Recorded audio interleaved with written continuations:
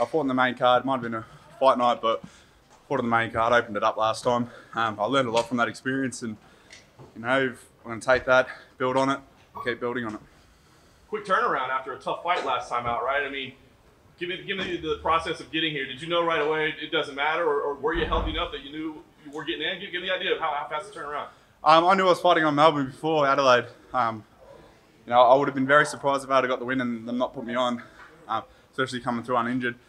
It was a really tough fight, but it's definitely not the toughest fight of my career. You know, I've been in there with some real big adversities. I always find a way to pull through though. So, you know, coming through with a short turnaround, I love it, man. I get to fight more and I make more money. So, what can you complain about? I was going to ask you what lessons you took from that fight, because I'm sure you'd love to go in there and dominate, but that wasn't a tough fight. I think you got to show some character, right? So, yeah. What did you take out of that fight? More or less the build-up. For my last one, man, I put so much pressure on myself to block everything out. And on the surface, I looked really calm, but on the inside, I was fucking going off my head. But yeah, just embracing everything this time around, I think. Walking out, you can't block everything out. It's so loud that you can feel it, let alone hear it. So, yeah, I'm going to embrace it. You had to change of opponent along the way. I wonder how much of a switch that caused for you. Excited me, man. It's a little bit more risky, as in Sam Alvey hits harder, more experienced, been around a lot longer, fought better guys. But the risk to reward of beating Sam Alvey, man, beating Sam Alvey puts me, I'm looking at top 15 after this. I'm excited, man. So in a lot of ways, more exciting for you overall to get that switch? It's more exciting, but I'm still just as motivated. I would have been motivating if I was fighting the guy that was ranked 100 or 10 or 15, I don't care. If you're fighting in the UFC, no matter who you're fighting, they're going to be good. So you got to come prepared and ready for anything. And you know, that's what we do in our camp, and that's why I was so confident to take a short notice replacement. Talk to us a little bit about the cut under your eye there. Obviously, you mentioned on embedded. It was during a grappling exchange that it happened. Yeah, man, it was just light wrestling. It was the last week of prep. My last 6 fights, I've been cut 2 weeks before the fight, just either head clash or straight knees or whatever. But you know, I literally said the night before, I'm like, oh, this is the first fight I haven't been cut for in 6 fights, and then sure enough, fucking boom. Is there a stitch or two in there right now? Yeah. Be alright though. Does that come out before fight night? Or have you talked to the commission? No, I'm gonna leave it in for the fight.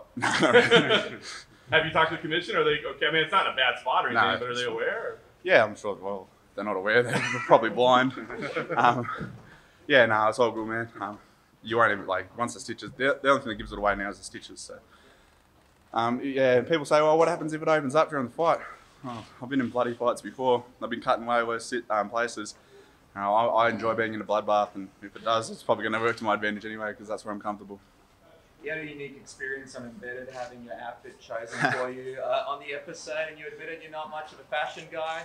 Give us your overall assessment of the outfit from the day. Are you happy with what that man chose for you? Or yeah. Any second sort of hesitations about some of the options there? Nah, man. He just took one look at me and goes, oh yeah, we got you. Bang, done. Men's club, represent. You know, yeah, I don't normally, my idea of getting changed in the morning is I go to my drawer, I'll pick out the first thing that I see.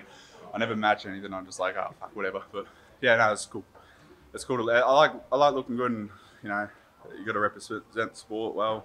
So if you're just a slob, the sport looks like a slobby sport. So it's interesting because obviously you had a great time in Hex. You were the champion there. Izzy was a champion there. Potter was a champion there. Now all 3 of you are on the same card in Melbourne. What do you think that kind of says about the competition here locally at Hex, and just what does it feel like to now be fighting with those guys? Man, it's crazy. On a UFC card. It's crazy, bro.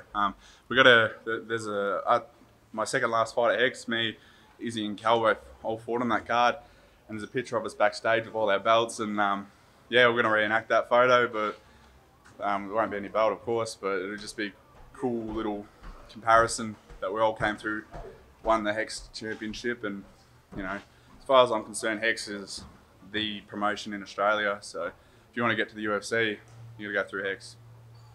What's it been like, family members and all that picking up the tickets, mate? Nah, people I haven't even heard of in years. They're like, oh, can I have a ticket, bro? I'm like, nah. Fuck off.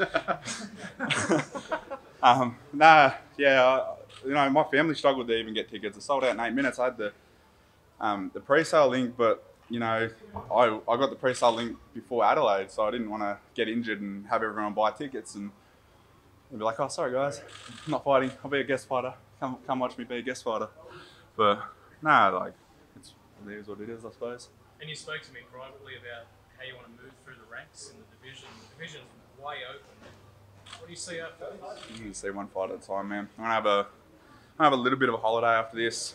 Got a lot of stuff that I just want to get better at. I just want to learn as much as I can after this, and I feel like when I come back after this fight, I'm gonna blow everything out of the water. People are not gonna recognise where I've come from and where I'm going. So that being said, I want to take it one fight at a time, but I want to test myself every fight. I don't want one easy fight. I want to go through my whole career and say, look, I never padded my record once. And fighting in Australia, happy just to keep fighting in Australia, looking to go overseas? No one, you know, I don't know when the next regional show would be, but you know, I don't care. I've said it 100 times over. Anyone, anywhere, anytime. I do not care.